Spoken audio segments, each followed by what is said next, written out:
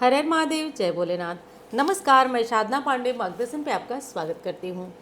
वट सावित्री व्रत की बिल्कुल सरल पूजा विधि बता रही हूँ, जिसमें बहुत सारे लोगों की ये दुविधा होती है कि बिल्कुल आसान पूजा विधि यदि आप घर पे करना चाहती हैं या वट वृक्ष के पास जाकर करना चाहती हैं तो बिल्कुल सरल पूजा विधि। क्योंकि देखिए गर्मी बहुत बहुत ज़्यादा चरम पे है, ऐसी स्थिति में बहुत कुछ कर पाना सबके लिए संभव नहीं है। तो आसान का मतलब ऐसा नहीं कि कुछ चीज़ें छूट जाएंगे, 100% आप पूरी पूजा विधि कर पाएंगे, बस तरीका बदल कर, थोड़ा सा तरीका बदल कर, जिससे कि कम समय में आप कर पाएंगे। पारण कैसे करें? पहली बार व्रत करने वालों के लिए तो ये बेहद ज़रूरी है, ये चीज़ें मानना। शुभ मुहूर्त भी जान लीजिए। और पूजा की सामग्री को लेकर दुविधा रहती है कि क्या करें, किसे दान करें, करें या न करें। तो देखिए ये दान वाली बात ही अलग है, ऐसा नहीं है इसमें जो हम दान नाम दे देते हैं। दान करना ही नहीं है, कैसे करना है वो मैं बताती हूँ आपको। पति पूजा कैसे और कब करना है वो भी आज की वीडियो में आपको बताती हूँ। सबसे पहले तो देखिए मैं कहूँगी कि वट वृक्ष के पास जाकर पूजा करिए। दीर्घायु वृक्ष की पूजा, वट वृक्ष की पूजा करना ज़रूरी है। नहीं है तो आप एक गमले में टहनी लगा लीजिए, मैं वही करके आपको दिखा रही हूँ। थोड़ा सा लोटे में जल और दूध डालकर पहले वट वृक्ष को सींच लीजिए। लेकिन ये करने से पहले आपको भगवान गणेश का ध्यान कर लेना है मानसिक। अब देखिए यदि आप वट वृक्ष के पास हैं, मैं कोशिश यही करूँगी कि सभी लोग वट वृक्ष के पास जाएं, एक बार स्पर्श जरूर करिएगा। देखिए मतलब समझिएगा, अब ये सोशल मीडिया हो गई है, सारी चीज़ें अलग अलग हो गई हैं, लेकिन विश्वास मानिए वट वृक्ष को स्पर्श करने का मतलब ये बहुत ज़रूरी है। तो आप वहाँ गौरी गणेश तो नहीं बना सकते हैं, कुछ लोग कलश रखते हैं, लेकिन मैं बिल्कुल आसान तरीके से बता रही हूँ। क्योंकि कलश रखना ऐसा मतलब बहुत महत्वपूर्ण नहीं है कि आप कलश रखें। रखना चाहें तो आप एक लोटे में कलश बना करके लेके जा सकते हैं, नहीं रखना चाहते हैं तो आप साधारण विधि से ले जाइए। पहले वट वृक्ष का, उसी में ब्रह्मा विष्णु महेश तीनों का वास होता है, ध्यान करके एक लोटा जल चढ़ा दीजिए। उसके बाद जो ऐपन आप देख रहे हैं, ऐपन से सावित्री सत्यवान की क्या करना है, देखिए फोटो कोई बहुत उसमें कलाकारी नहीं करना है। उनकी जड़ में जो मोटा सा वृक्ष होता है उसी पे एक छोटा सा सावित्री की फ़ोटो बना देते हैं। सावित्री की फ़ोटो बनाने के बाद अब उसी पे वस्त्र चढ़ाते हैं, ठीक है। अगर वट वृक्ष थोड़ा पतला है तो बांध दीजिए, नहीं तो जड़ में भी नीचे सावित्री माँ के लिए रख सकते हैं। उसके बाद देखिए अब दीप जला दीजिए। दीप मैं आपको यहाँ पीतल का जला के देख रही हूँ, लेकिन पीतल का बाहर ले जाने की आवश्यकता नहीं है, छूट जाएगा। इसलिए आप लोग क्या करिए कि एक मिट्टी का दिया ले लीजिए, मिट्टी का दिया ले लीजिए। और हाँ, क्या क्या सामग्री चाहिए, मैंने कोई आडंबर आपको बताया ही नहीं, बहुत सरल तरीके से और हाँ पूर्ण तरीके से बताया है, कोई चीज़ आपकी छूटेगी नहीं। तो एक दिया लेते जाइएगा आप लोग बनाकर, घी का या तिल के तेल का लेते जाइएगा, जला लीजिएगा। आज अमावस्या भी है, लेकिन आज पीला सिंदूर मांग में लगेगा। जो भी तैयार वगैरह होना है आप लोग अपने हिसाब से तैयार हो जाइएगा। एक इससे पहले मैं वीडियो अपलोड की हूँ वट सावित्री व्रत की, उसे देख लीजिएगा, उसमें और भी ज़रूरी बातें आपके लिए है। पहली बार व्रत कर रही हैं तो आपको एक चीज़ ज़रूर करना है, अपने शादी की जो चुनरी होती है वो ज़रूर आप ओढ़ लीजिएगा यदि पहली बार व्रत कर रही हैं। क्योंकि देखिए उसमें ना सभी देवी देवताओं का आशीर्वाद होता है। जो नवग्रह की शक्तियाँ होती हैं उसमें आपके विवाह के समय जो पक्ष में होती हैं वो शक्तियाँ, वो वस्त्र को प्रयोग करने से आपके पक्ष में आ जाती हैं। तो संभव हो तो ज़रूर कर लीजिएगा, क्योंकि वो वस्त्र बहुत विशेष होता है हमारे लिए। अब आज की वीडियो में तो नहीं बता सकती हूँ, लेकिन वो वस्त्र बहुत विशेष होता है। उसके बाद अब आप क्या करेंगे कि वट वृक्ष पे सिंदूर लगाएंगे, दीप जलाएंगे, धूप बत्ती जलाएंगे। माता सावित्री को क्या करेंगे, श्रृंगार की सामग्री जो ले गए हैं, चूड़ी, बिंदी, मेहंदी, महावर, जो भी बस में चलता है वो आप ले लीजिए। सारी सामग्री आप ले जाइए, ले जाकर के वट वृक्ष पर माता सावित्री का ध्यान करते हुए, और हाँ उनसे ज़रूर कहिए कि हे माँ सावित्री हमारे सुहाग को दीर्घायु बनाओ, हमारे पति को सद्बुद्धि दो। यदि कहना नहीं मानते हैं या कुछ भी दुख तकलीफ आपके मन के अंदर है पति को लेकर के, तो देखिए आज पति पे अपनी फ्रस्ट्रेशन नहीं उतारना है। आज वट वृक्ष से कहिए कि मेरा ये जो दुर्भाग्य है उसे दूर करिए। काले चने आप ज़रूर चढ़ाइए, यहाँ माँ सावित्री के लिए काले चने आप ज़रूर चढ़ाइए। फिर जो भी भोग में आप गुलगुले बनाते हैं, मिठाइयाँ हैं बाज़ार की जो भी है, आप उन्हें चढ़ा दीजिए। दिया जला दिए, धूप बत्ती जला लिए, जल चढ़ा लीजिए। देखिए सिंदूर येलो वाला ज़रूरी है, तो येलो वाला सिंदूर आप वट वृक्ष पे माता सावित्री की जो आप चित्र बनाए हैं उन पे ज़रूर लगाइए। उसके बाद आप चाहें तो पतिदेव आपके यदि दूर है, आप उनको प्रसाद वगैरह नहीं खिला सकती हैं, आपका मन है, देखिए आपकी पूजा करने से भी उनका कल्याण हो जाएगा, लेकिन आप फिर भी चाहती हैं कि मैं पति के लिए या बच्चों के लिए प्रसाद रखूँगी, तो आप चाहें तो कुछ सूखे फल यहाँ चढ़ा करके और उनको अच्छे से रख सकती हैं और उनके आने पे उन्हें दे सकती हैं। लेकिन अगर नहीं आप कर सकती हैं तो कोई दिक्कत नहीं, आपका पूजा करना भी उनके लिए बहुत है। तो वट वृक्ष से प्रार्थना करिएगा, जो फूल पत्ती फूल माला है वो वट वृक्ष को और माता सावित्री को ज़रूर अर्पित करिएगा। यहाँ पे मैं एक चीज़ कहना चाहूँगी कि यदि आप फूल पत्ती ये सब चीज़ें अर्पित कर रहे हैं तो इससे माता सावित्री की कृपा बरसती है, आपका दाम्पत्य जीवन स्पेशली सुखी होता है। तो आप ऐसा ज़रूर कर लीजिएगा। पूजा का मुहूर्त नोट कर लीजिएगा। पूजा का मुहूर्त सुबह 5:15 से प्रारंभ हो रहा है दोस्तों, और 10:45 पर तक आप कर सकते हैं। 10 बजे तक मान लीजिए कि आप ये पूजा संपूर्ण कर लीजिए। लेकिन देखिए कहीं कहीं पे ये पूजा दोपहर काल में होती है, तो आप अपने अनुसार देख लीजिएगा। दोपहर में होती हो तो दोपहर में करिएगा, लेकिन गर्मी बहुत ज़्यादा है, गर्मी को देखते हुए मैं यही कहूँगी कि आप थोड़ा कष्ट करके भोर में सुबह में जग जाइएगा और सुबह में करके ये पूजा संपूर्ण कर लीजिएगा। उसके बाद अब आपको क्या करना है दोस्तों कि अब पूजा का शुभ मुहूर्त भी आपने नोट किया।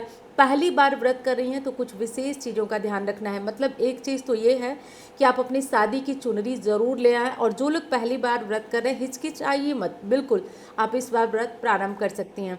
दूसरी चीज़, अपना मंगलसूत्र आपको अवश्य रूप से पहनना है, ठीक है। अपना मंगलसूत्र आपको ज़रूर पहनना है, जो भी छोटा है, बड़ा है, मोटा है, पतला है, थोड़ा सा आप अपने हिसाब से अपने मंगलसूत्र को संभालिएगा। लेकिन आपको पहन के ही ये वट सावित्री की पूजा करना है। बाकी यदि बहुत ज़्यादा दिन हो गया तो गला खाली मत रखिएगा, जो भी छोटा बड़ा मन हो पहनने का, लेकिन मंगलसूत्र आप ज़रूर पहनिएगा। उसके बाद एक पंखा, या चाहे तो आप 2 ले सकते हैं, लेकिन मैं तो एक ही लेती हूँ, एक ही आपको भी बताती हूँ। एक पंखा ले लीजिए, बांस का बना हो तो बेहतर होता है। उस पंखे पे आप स्वास्तिक बनाकर उससे वट वृक्ष को हवा करिएगा। देखिए ये पंखे का महत्व तो बहुत बड़ा है, मैं आपको बताती हूँ।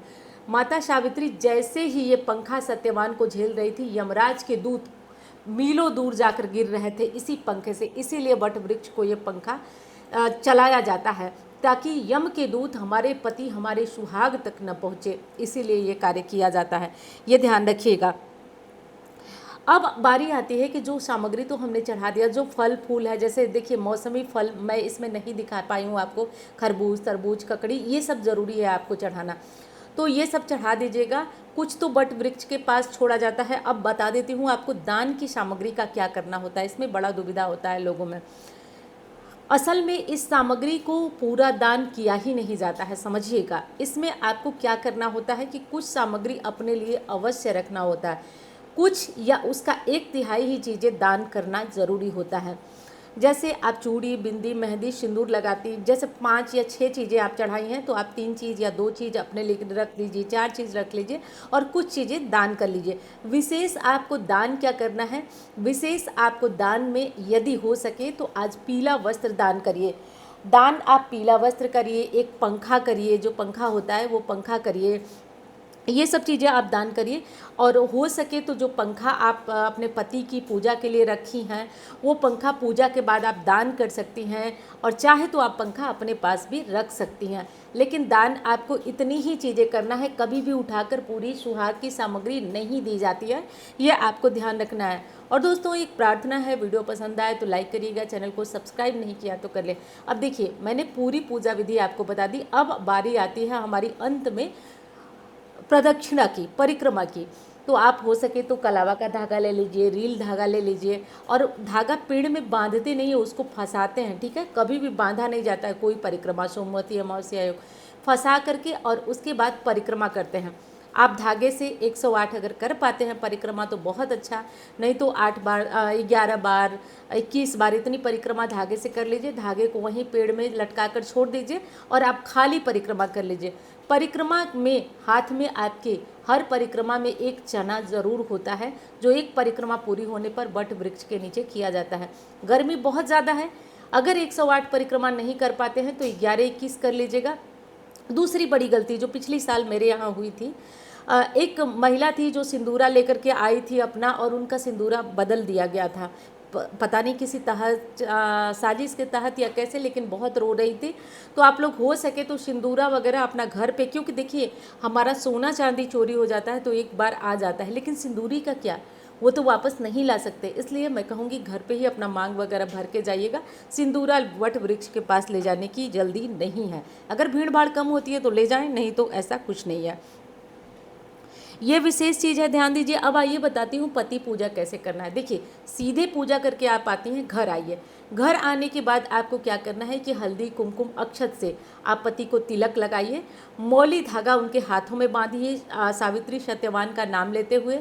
उसके बाद हो सके तो उन्हें कुछ प्रसाद में प्रसाद दीजिए, अंत में उन्हें पंखा झेलिए, पैर वगैरह छूइए। इतनी ही पूजा होती है पति की। सब मिलाकर के जो आप वहाँ से पॉजिटिविटी लाई हैं वो अपने पति तक आपको पहुँचाना है। यही कार्य है आपका जो पति पूजा के रूप में किया जाता है। वट सावित्री व्रत में कौन कौन सी सामग्री लगती है वो सब मैं पहले बता चुकी हूँ, तो आप उसे ज़रूर देखिए। अब आइए पारण की विधि बताती हूँ। पारण की विधि जैसा मैं आपको कई वीडियो में बताई हूँ कि मैं पूजा करने के बाद ही पारण कर लेती हूँ। तो ऐसे में क्या करना होता है कि चने 5 चने निगल लेना है, कूचना नहीं है, उनको निगल लेना है पानी के साथ, ये पारण हो जाता है। कुछ लोग वट वृक्ष की कोपलें लेकर उन्हें निगल लेते हैं, इससे वे पारण कर लेते हैं। तो जब भी पारण हो आपके यहाँ, यदि व्रत रखती हैं तो शाम को कोई मीठा चीज़ बना करके, हलवा या रोटी जो भी खाती हूँ खा के, और आप अगली सुबह यानी कि 17 तारीख को आपको पारण करना होगा। तो वट की कोपलें अगर चाहिए तो आप वहाँ से ले लीजिएगा, नहीं तो आप चना निगल कर, ज़्यादा जगहों पे चना निगल कर व्रत का पारण किया जाता है। तो इस विधि से आप करके अपना व्रत कंप्लीट कर लीजिएगा, संपूर्ण कर लीजिएगा। सुहाग की सामग्री में गलती मत करिएगा, सब उठा के दान नहीं दिया जाता है, कुछ चीज़ें अपने लिए अनिवार्य रूप से आपको ध्यान रखना ही है। ये बिल्कुल सरल पूजा विधि है, कोई आडंबर नहीं है, लेकिन हाँ ये संपूर्ण पूजा विधि है। इस तरीके से करके आप अपनी पूजा कर सकते हैं। फेरी परिक्रमा की बात भी मैंने बता दी। हाँ कुछ फल में से भी दान करिएगा, कुछ मिठाइयों में से भी दान करिएगा, हो सके तो पीला कपड़ा दान करिएगा। और अंत में एक ज़रूरी बात बता देती हूँ, यदि पति से तकलीफ में है तो ये तकलीफ आप वट वृक्ष को सुनाइएगा। मैं विश्वास से कहती हूँ कि आपकी तकलीफ में ज़रूर कमी आएगी। किसी से मत कहिए, आज का दिन बहुत पावरफुल है, आप ज़रूर करिएगा। मैं प्रयास कर रही हूँ कि एक बहुत अचूक शनि अमावस्या, जैसे देखिए किसी को नौकरी नहीं लग रही है, व्यवसाय नहीं चल रहा, तो मैं बहुत पहले जब चैनल छोटा था तो ये वीडियो अपलोड की थी। आज मैं फिर प्रयास कर रही हूँ दोस्तों, यदि महादेव ने चाहा तो वो वीडियो बना करके और मैं आपके साथ दूंगी ताकि वो आपके कष्ट को दूर कर सके, मात्र 7 शनिवार में। और ये गारंटेड है, बहुत दिनों तक ये लोगों के कमेंट आते रहे हैं, मुझे बहुत स्वयं भी इससे फ़ायदा मिला है। तो मैं कोशिश कर रही हूँ कि ये वीडियो भी मैं चैनल पे अभी अपलोड